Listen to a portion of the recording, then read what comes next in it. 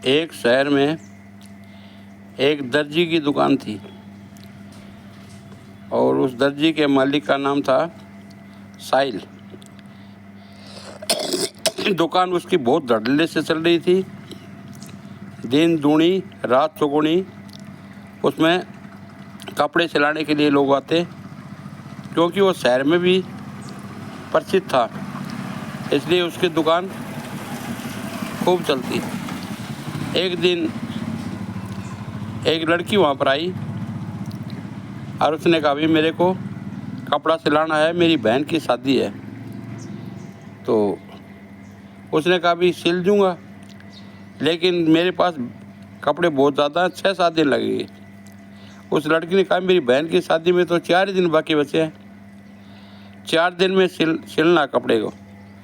तो बोलो ठीक है भाई, 4 दिन में सिल दूँगा। तो बोला, आप मेरा नाप ले लो।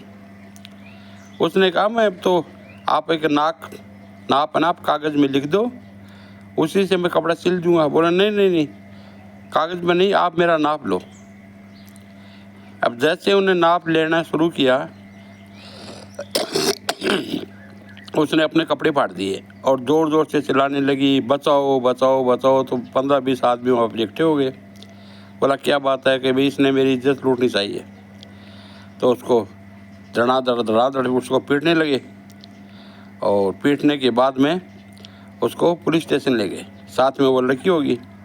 पुलिस स्टेशन जाके और उसने दरोगा को कहा कि साहब, ये इस लड़की की इज्जत लूटना चाह रहा था, ये कपड़े सिलाने आई थी। अब वो उसको लॉकअप में बंद कर दिया। कोर्ट ने उसकी सज़ा सुनाई 5 साल और जुर्माना 2 लाख रुपए। अब वो जेल में चला गया। अब जेल में उसका एक साथी और मिला उसको, वो था लोहार। तो दोनों एक ही जगह रहते थे। अब वो टाइम पास के लिए उसने साहिल ने कहा कि भाई लोहार, तुम्हारी कितनी जेल हुई है? तो उसने कहा, मेरी जेल तो आजीवन कारावास की है। तो लोहार ने कहा, तुम्हारी जेल बड़ी, मेरी तो 5 साल की है। तो लोहार ने कहा कि तुम्हारी कैसे हुई जेल ये? तो उसने आप बीती सारी बता दी कि मेरे साथ उस लड़की ने ये किया, जबकि मैं निर्दोष था।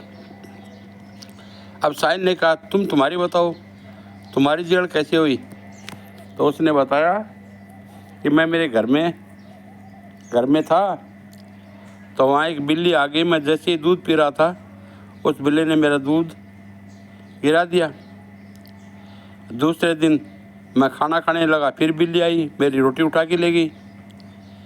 मैंने तीसरे दिन सोचा, उसको बिल्ली को आने दो, आज उसकी सही मरम्मत करूँगा। और सारा दिन बेचारा भूखा रहा।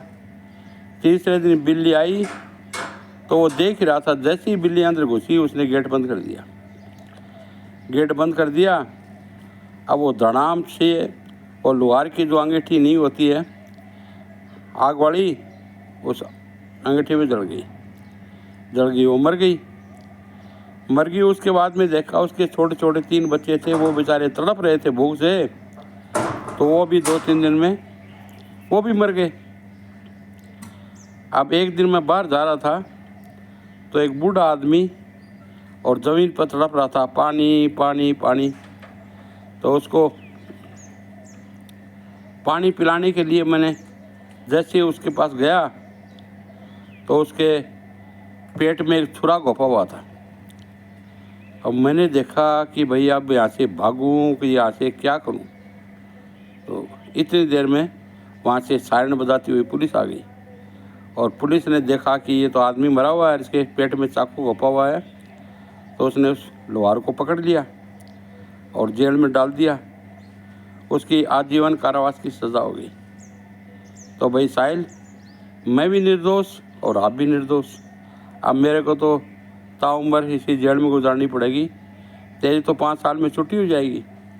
अब जैसे कैसे करके वो 5 साल बीत गए, लेकिन साहिल के दिमाग में तो यही था कि उस लड़की ने मेरे साथ ऐसा क्यों किया, मैं उससे बदला ज़रूर लूँगा।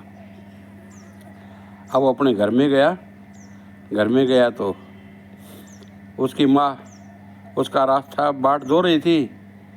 तो उसकी माँ ने पूछा कि आ गया बेटा? वो आ गया। तो अब बोलो क्या है। उस लड़की से मैं इस बात का ज़रूर बदला लूँगा, मैं बेकसूर मेरी 5 साल की सज़ा करवा दी। बोला बेटा रहने दो, अब सज़ा काट के आ गया, रहने दो, अब तुम्हारे काम पे लगो। तो उस काम पे क्या, वहाँ तो बाज़ार ही नए नए बाज़ार खुल गए थे, उसकी दुकानदारी सारी पिट गई थी, उसके पास आदमी करने वाले वो भी सारे भाग गए। तो उसको नए सिरे से काम चलाना पड़ता। पर लेकिन उसने सोचा कि नहीं, मैं पहले उस लड़की से बदला लूँगा।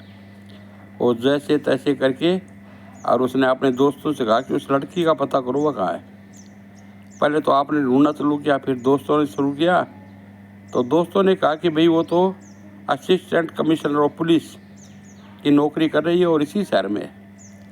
अब उसका दिमाग और फिर गया, उसने देखा ये तो पुलिस की नौकरी करी, अब क्या करें।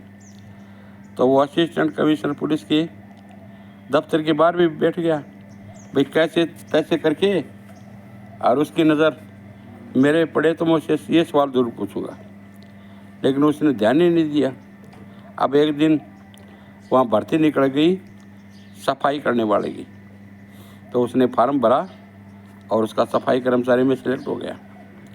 अब उसको समझ में आ गया कि मैं सफाई कर्मचारी हूँ और अब मैं ज़रूर पूछूंगा ऑफिस में जाऊँगा। तो एक दिन बीत गए, 2 दिन बीत गए, तो एक दिन वो मैडम भी आई हुई थी और वो भी उस ऑफिस के अंदर चला गया और जाके गेट बंद किया ही था कि उसने पिस्तौल निकाल ली और उसकी कनपट्टी पर रख दी। अब उसके बॉडीगार्ड थे, वो बोले कि इसको छोड़ दो नहीं तुम्हारे को मारेंगे। बोले मेरे को जी हाथ में लगाया तो मैं इस मैडम को मार दूंगा, मेरे को एक सवाल पूछना उससे। बोले पूछो भाई। तो मैडम ने कहा कि मैं वही साहिल हूँ जो कपड़ा सिल रहा था और आपने मेरे पे झूठा इल्ज़ाम लगा के और मेरे को जेल पहुँचाया, ऐसा आपने क्यों किया। तो उस लड़की का नाम था दिया। तो उसने कहा कि देखो याद करो आप, मेरी बहन एक रीमा और उससे तुम प्यार करते थे और 2-3 साल आपने प्यार किया। अब वो मर्द हालत में मेरे घर पे पड़ी है और तुम्हारी माँ रिश्ता लेके आई तो तुम्हारी माँ ने मना कर दिया कि भाई हम तो कोई करोड़पति जगह रिश्ता करेंगे, मेरी बेटे की दर्जी की दुकान है वो बहुत बढ़िया चल रही है, हम तो करोड़पति घर में करेंगे। उस लड़के ने कहा मेरी माँ ने तो आके ये कहा कि उन्होंने रिश्ता टुकड़ा दिया, तो ऐसा क्यों किया। वो वहाँ से छोड़ के चला गया। अपनी माँ से पूछा कि माँ तूने ऐसा क्यों किया। तो माँ ने पूछा कि वो गरीब घर है, किराए के मकान में रहते, वो अपने को क्या देते, मैं मेरी भांजी लाना चाहती थी तुम्हारे लिए, इसलिए मैंने ऐसे कर दिया। वो हाथ तैयार होकर उस घर में गया और उस रिया से जाके मिला कि भाई ये गलतफहमी हो गई, मेरी माँ ने रिश्ता कर दिया, मैं इसकी सज़ा भुगत चुका हूँ, 5 साल जेल में रहा और चलो मैं तुम्हारे को लेने आया हूँ। अब रिया खुशी खुशी उसके पीछे होगी और दोनों का घर बस गया। अब इसका यही सारांश है कि भाई करे कोई और भरे कोई। ऐसा ही उस लोहार में हुआ और ऐसा ही उस साहिल में हुआ, क्योंकि उसने भी कसूर नहीं किया था, लोहार ने भी कसूर नहीं किया और दोनों को उसको सज़ा मिल गई। जय हिंद।